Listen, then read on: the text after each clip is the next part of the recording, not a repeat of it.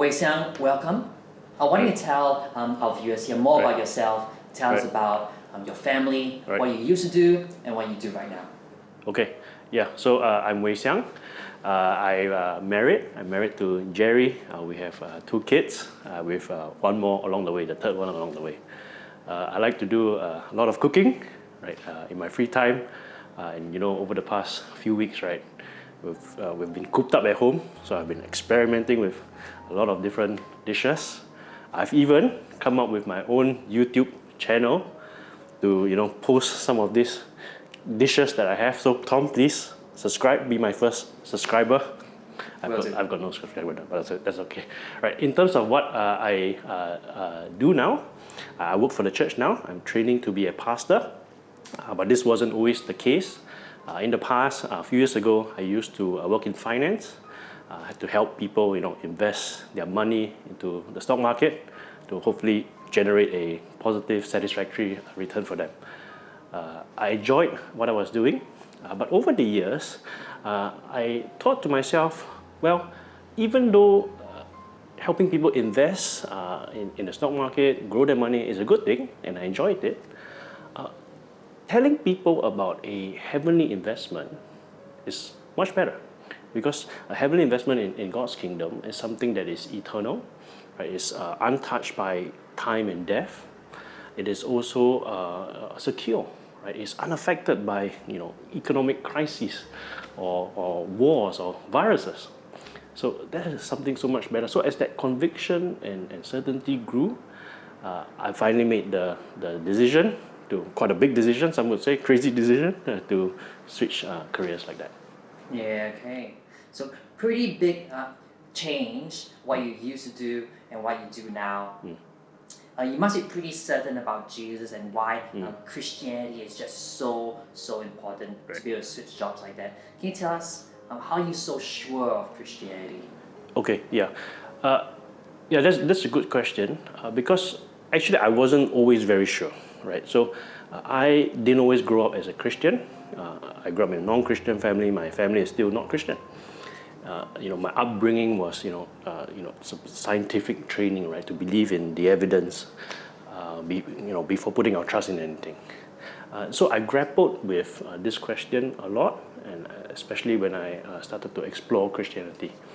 But over the years, as I explored Christianity, I realized that actually Christianity has a lot of evidence going for it, especially the person and work of Jesus, right? That Jesus really did live on this earth. He really did die on the cross, but especially that he rose from the dead after his death.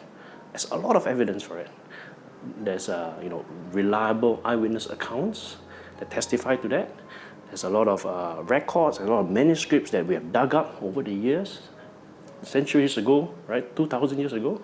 There's even non-Christian sources, historians, that record down some of the events that happened in the Bible. I mean, we can talk a lot more about this, but these were some of the things that gradually got me convicted that Christianity is true, and that led to my certainty. So that was one of the key things that made me switch careers, as it were. Yeah, okay, great. So certainty is a big reason of why you became a Christian and why you want to serve God in this particular way. Sure. Is there any other things that you'd like to add to that about why you are a Christian? Right, okay. So certainty is one of the big things, but it isn't the only thing. So along with certainty, I would say there's also coherence, and there's also comfort, right? So coherence in the sense that, Christianity helps us make sense of the world that we live in, our own experiences, right? So for example, right, on the good days, when we look at the world around us, the beauty of the world, we instinctively know that it points towards something greater. The Bible tells us that the beauty of the world reflects the beauty of the Creator, the existence of a Creator, right? But on the not so good days, right, when we observe, when we look at the injustice, the evil in the world, viruses and all that, we know that the world is not meant to be the way it is. And the Bible has an explanation for that as well. The Bible tells us that that's because we as humanity, we have rejected God. We tell God, I don't want to have anything to do with you. Right? And so God says, well, if that's the case, have it your way. And so God separates, He distances Himself from us. Now, on the very basic level, you think about it, the separation of everything good that God is, that's the presence of everything bad, right, that we have to face. But more than that, for God to be a good God, He necessarily has to judge evil, rebellion, our rebellion. That's why our world is cursed by God today. That's why we face death, because we are under the judgment of God. Right? So Christianity gives us coherence to the things we experience today. But at the same time, not only coherence, there's also comfort. Because God didn't leave us in this state of having to fend for ourselves, having to face death ourselves. God bothered, God cares. And the way He showed He did was to send Jesus, His Son, to become part of creation, to be a man, to live on this earth, but to ultimately go to the cross, to die for us. Right? So Jesus' death on the cross is meant to take the penalty of our rebellion against God. So much so that if we believe that if we trust in God's solution, we don't have to die. We don't have to face God's judgment. That's in fact the original Good Friday, right? That's why Good Friday is so good, because God provided a solution like that. And actually, if you think about it, Jesus' death on the cross is the ultimate demonstration of God's love for us. Right? He shows that He is not some distant, disenchanted deity. Right? He intervenes. He shows that He loves us. He cares for us. Now, I have 3 boys, right? Maybe 2.5, but 1 more along the way.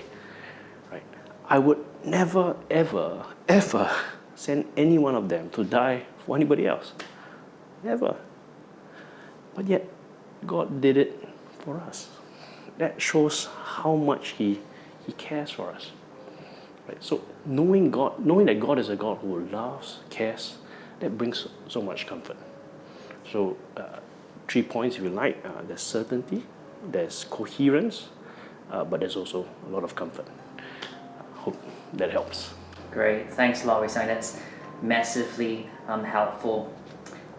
Hopefully a few Christians in your life, and everyone would have a story of how Jesus took hold of them. So please ask your Christian friends about why it is they believe in Jesus, why they love Him so much, and hear from them and listen to them, and maybe one of those things would resonate with you.